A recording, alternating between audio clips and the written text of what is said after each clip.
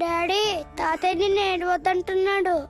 అరే ప్లీజ్ రా, అసలే మా అమ్మ చచ్చిపోయిన బాధలో ఉన్నాను. కాసేపు నీ తాతకు లాభరా.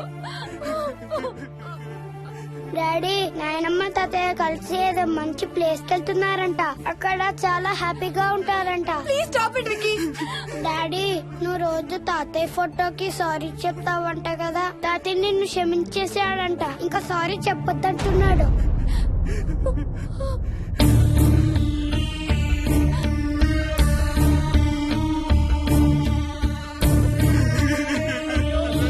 Mohan please stop it Vicky. Mohan Mohan